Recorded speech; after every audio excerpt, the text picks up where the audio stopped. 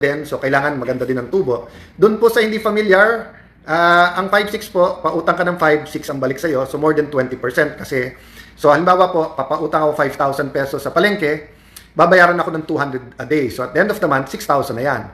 So can you imagine, if you have 500,000 in January, by February, if you have 500,000 na napautang, meaning 5,000 na napautang sa 100 people in January, February, 600,000 na, kumita ka na ng 100,000.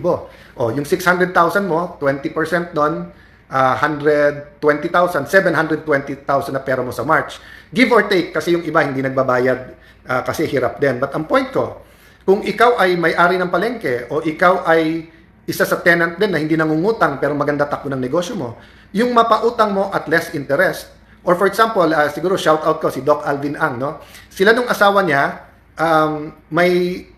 may ano po sila, may it's not a panata, it's a commitment na they will continue to help people in financial literacy, no? So ang target nila mag-asawa para both yung lalaki at babae ay nakakaintindi. So for example, meron kang gift ng financial literacy, may co-op or wala pang co-op yung palengke o kaya talipapa. Let's say may sa kalye nyo may 10, may kalenderya, may barberya, may parlor, may bentahan ng bigas. O kakasabi ko lang kalenderya, Karkar Cebu, napakasarap diyan ang chicharon at saka ng lechon. Yung diyan, yung chicharon bagong luto na may taba tapos napakalutong tapos in front of you pa, di ba? So, shout out sa mga taga Karkar. Maayong hapon sa kaninyong tanan. Kinahanglan akong adto diyan sa inyo soon. Sana po time kami. From Qatar, Jason. So, assalamualaikum lahat ng ating kapatid na Muslim. So guys, when we say whose job it is, huwag tayong magturo kaagad na trabaho ng mayor yan, trabaho ng presidente, trabaho ng gobyerno yan, trabaho ng pari yan. I-include din natin ating sarili. Kasi the more na we think as a community, as a bigger family, more na makakaligtas tayo o makakaraos tayo sa mga problem areas at the more magde-develop tayo. Maybe I can shout out and take a page out of the Filipino-Chinese associations. So, halimbawa, bago ka sa Filipino-Chinese Association, let's say, nagbebenta ka ng tubig. So, lahat ng may restaurant doon, kung pareho din lang ang price ng tubig mo, sa'yo na kukunin para makatulong. O kaya, pag member ka na, at let's say, hindi ka ganun ka well-off, pero may anak kang magaling, baka scholar nila.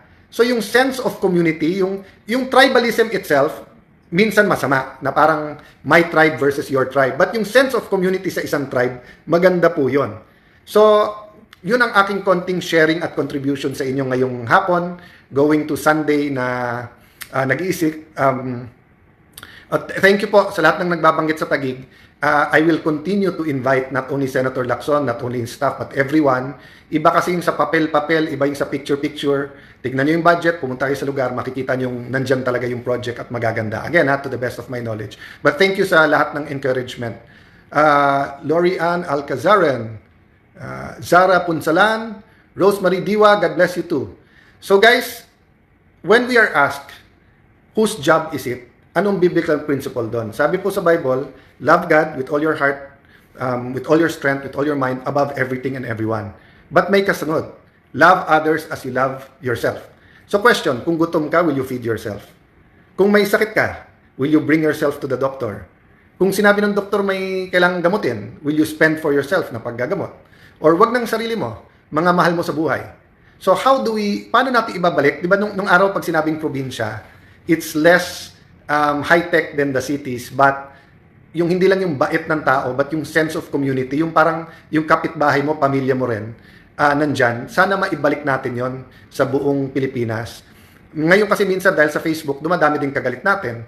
Pag hindi tayo magkasundo sa politika, upakan na kaagad. But we can have different views on certain things, but still act like family. In fact, yung ibang mga family nagkakawatak. Neng Perez, watching from Japan. Yan. So, watching from Cebu naman, si Jack ko. Strictly no pork allowed. Yan. Baby Lea Susulan. Yan. So, Senator Puso talaga, God bless palagi. Yeah. Napaka-importante po ang puso. Ang utak, napaka-importante. Napaka-importante din po puso. So, ginawa tayo ng Panginoon na may utak, pero meron din pong puso. That's a good place to live. So guys, let's reflect on that. Let's demand from government to give our best, but let's not stop let's demand from government that we get the best from government, di ba? Bawat singko, bawat mamera, gamitin sa tama, bawat oras na government na dapat sa gobyerno, resource na dapat sa gobyerno, ay gamitin para sa tao. Having said that, let's also do the same, di ba? That not only when we have extra, sometimes when we don't have extra, mas masakit yung pagbibigay, pero mas makakabuluhan, mas meaningful. So God bless you all, God bless you, magandang hapon sa inyo. I'll try to say hi ulit tomorrow. God bless you, Facebook friends and family. Magandang hapon. Rainy Sunday. Yan, galing sa isang event. Nagpe-prepare for this week. And then may konting coffee date bago umuwi. At hindi ko pa sure kung magluluto si Lani kasi I think 4 a.m. o 5 a.m. wala na siya sa bahay kanina. So reminder lang po, sabi sa Bible, keep the 7th day or depende ko anong day po, yung Sabbath nyo. At remember before, wala naman cellphone, walang mga libro, walang mga video. So ang purpose din ng Sabbath ay hindi lang po mag-rest, pero pag-usapan yung Word of God, di ba? So usually sa lunch table, dinner table, nandyan yung mga tatay, nanay, lolo't lola, nandyan yung mga anak, usually clannish nun. So magkakapatid, magtipinsan, and then i-share po ng people of God yung Bible. Nanonood si Secretary Harry Roque. God bless you. Nasaan ka na ba? Nasa Hig pa rin ba? Emily Solidaga, Jemar Bagaman, Dave Francis, mabuhay ang Paranaque. Thank you, Dave. Parati ka sumusuporta. Dior Mansuan, Lynn Daza, thank you po. Thank you. So guys, Word of God, prayer, shout out, sabi ni Rosalie Gregorio Ordonio, I think it's Tolentino, sorry, nag-dot kami, mahaba yung name. Assalamualaikum sa lahat ng kapatid nating Muslim. Kung ano man ang ating religion, napaka-importante that we take a step back, realize that we were made in God's image and nature, reflect ano ba ang pinagagawa sa atin ni Lord. Sabi ni Ashwin Shrestha, fight for the Filipino people. George, okay naman yung sound? Sorry guys, medyo maulan at katabi ng highway. So thank you again sa lahat ng suporta nyo.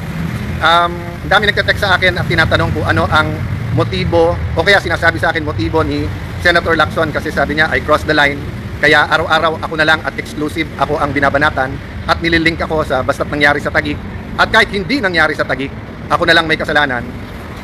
Alam nyo naman since May 11, alam nyo naman yung mga motibo kung whether it's to destroy, distract, may importante tayong ongoing na impeachment na kailangan kulang tayo lahat. May mga investigations, napaka-importante po na mag-focus din tayo sa ating ekonomiya. Napakamahal ng kuryente, mga bilihin tumataas. So I won't point fingers to everyone. I'll just focus on what I can do to help. But yung sinabi niya today na, kasi sabi ko, minsan kasi technical yung mga presentation at saka address sa akin, eh hindi naman po ako ang secretary ng DPWH, hindi ako regional director, ni hindi ako engineer. So sabi ko, pumunta na lang siya or kung sino man gustong pumunta para makita. Di ba? Apples to apples talaga. Ito yung pondo, ito yung project. Eh ang sagot niya, saka na kasi hindi daw siya nagpa-practice mag-swimming, baka daw malunod siya sa baha. Well, Senator Lacson, hindi ka malulunod sa baha sa Taguig, malulunod ka sa katotohanan. Yan ha. Pag panay kasinungalingan, ang nakakalunod yung katotohanan. Awa ng Diyos, yung 30-40 years ago na mga baha na 2 months, 3 months hanggang waist, hanggang dibdib, no? Lumaki ako sa Taguig po na ganyan ang nararanasan, no? But ang flood control projects po sa Taguig were ongoing. Then yung major po ay plinano nung martial law pa, pero na-implement to around 2001 yung road dike. And then panahon po yung Pinoy nagawa yung road dike.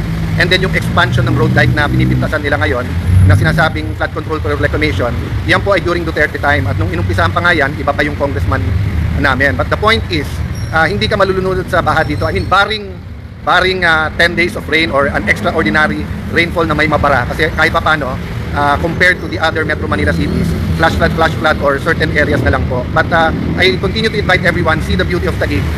Nagpaganda po nito, unang-una ang Panginoon. Pangalawa po, business leaders, community leaders, religious leaders. Of course, Lani played a big role of bringing everyone together. Moral uprightness, moral recovery program, tamang values is a big part of it. And alam to ni Senator Lacson, maraming side stories. So, ayoko pong madamay-damay. Medyo tumatahimik sa Senado, medyo we're getting buckle down to work. Maraming dapat i-focus, pero yun nga, isa lang ang gusto niya i-focus. Wala naman po tayong magagawa doon. Kung hindi, as he does his worst, we will do our best. As he spreads lies, we will spread truth. Having said that, panahon na ilahat. After the SONA, anong kasunod doon? Mga solusyon, di ba? Kasi when you say state of the nation, para